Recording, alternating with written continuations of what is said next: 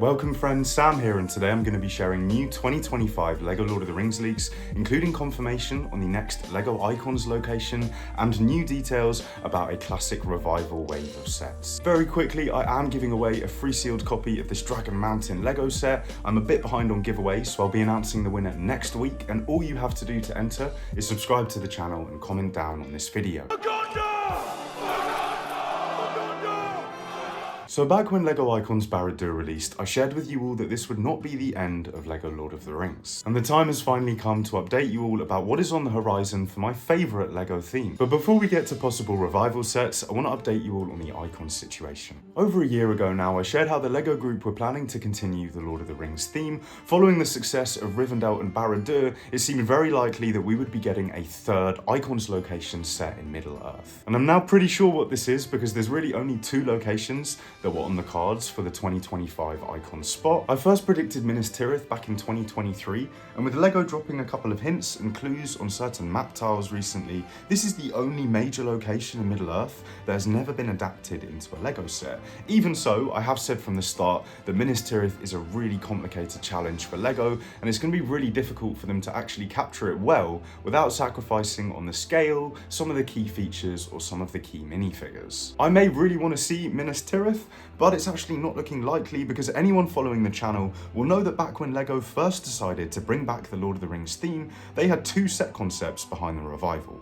The first was to update the original Council of Elrond set, and they definitely did that with Icons Rivendell, but not everyone knows that there were also early concepts for a LEGO Icons Hobbiton, and this is actually what we are going to be seeing in 2025. Hobbiton is arguably the most well-known and beloved location in all of Middle-earth, to the point where you can visit it in real life, and I think it has huge potential for a LEGO set. Personally, I just prefer Rivendell to Barad Dur, and this Hobbiton set should have some of that same magical, graceful charm, just with a little bit more rustic Hobbit style. So it's going to be interesting to see how LEGO approaches the lush green hills, the slopes, the Hobbit holes, and everything that kind of makes Hobbiton iconic, and also how they include some original classic scenes like Gandalf arrives. This LEGO Ideas submission does an absolutely fantastic job of capturing all of the things I just mentioned, and I hope LEGO's looks something similar. So no Minas Tirith in 2025, but we should be seeing Hobbiton, and I've said it before, so I'll say it again, I was always going to be happy with either of these locations. So we know more Lord of the Rings is coming, but this is where things get even better. Because while I'm a big fan of Lord of the Rings big icon sets, we need smaller Lord of the Rings sets, which is why it's very exciting that I'm hearing we may be seeing some classic revival sets in 2025 and getting more confirmation on that. And after the faithless butchering of Tolkien's writing and Peter Jackson's vision of Middle-earth by Amazon Prime's The Rings of Power, this is exactly what fans of Middle-earth need. Now, I've shared a lot of this information in previous videos, but then for the last 2 months or so, the trail went completely cold and there was no new information coming through. It seemed as if LEGO had switched up their focus onto other themes and projects. That was until last week when I was able to confirm things a little bit further. So I've heard that alongside this 2025 Icons Hobbiton set, we should be seeing a small revival wave of playsets capturing the original Peter Jackson movies. So LEGO Lord of the Rings was cancelled back in 2014, but back then they were doing things completely differently. Most sets they released were playsets aimed at younger audiences, and because the movies had released 10 years before the LEGO sets, these first playsets didn't sell too well. If we fast forward 10 years to now, LEGO has been bringing back Lord of the Rings, but with huge, detailed adult collector sets, which makes a lot of sense considering most of us that grew up watching the Peter Jackson movies and reading the books are now adult fans of LEGO. And this has seemingly worked really well for them, with Rivendell and Barad Dur being two of the most popular non-Star Wars sets in recent years. And because of this, there is now a big demand for smaller sets and more affordable options again. But the last time that LEGO tried to revive an IP theme like this was Indiana Jones back in 2023, where they released 3 iconic moments from the original Indy movies. So realistically, it's going to be a similar story with Lord of the Rings in 2025, and we can probably expect around 3 revival sets if this turns out to be true. There are some really obvious options that would not only revive the theme, but also modernize it and potentially make it one of the big 3 LEGO IP themes alongside Star Wars and Harry Potter. In terms of of playsets, I would really like to see some duel style sets, starting off with the Witch King of Angmar vs Lady Eowyn. This would have an open battlefield base and feature an updated armoured Fell Beast build. It could also include King Theoden and Meriadoc Brandybuck, giving you a nice complete duel scene and some unique minifigures. Another fun and pretty cool playset that I saw over on Instagram was this Ent-Counter set, which features an updated Treebeard design.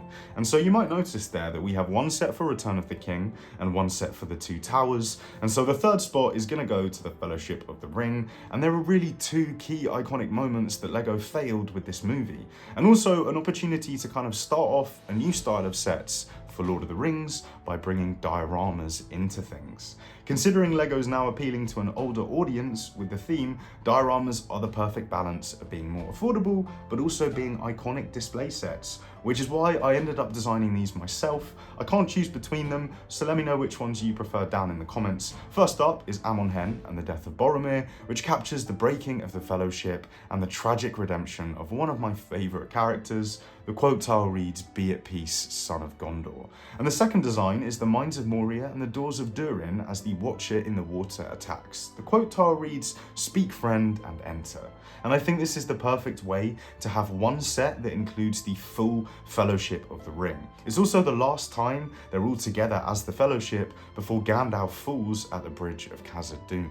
And then as a bonus, in case LEGO is struggling to believe that we want to see smaller sets, I first designed Battlepacks over a year ago, but my first choice would be Gondor soldiers because LEGO's never released any men of Minas Tirith at all.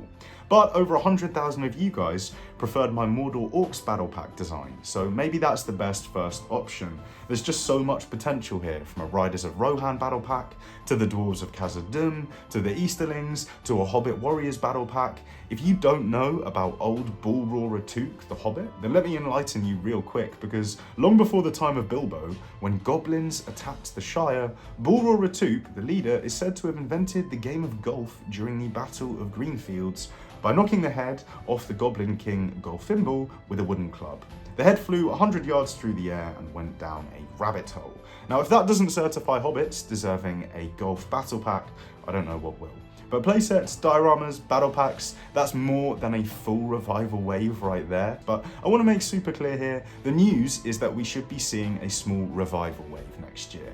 Those sets I've just mentioned are my speculation as a LEGO Lord of the Rings fan and designer for almost 20 years now. The time has never been more right to bring LEGO Lord of the Rings back. Medieval and fantasy revivals are in full swing lately, and the recent Dungeons & Dragons minifigures are a perfect example of how LEGO could also be capitalising on this too.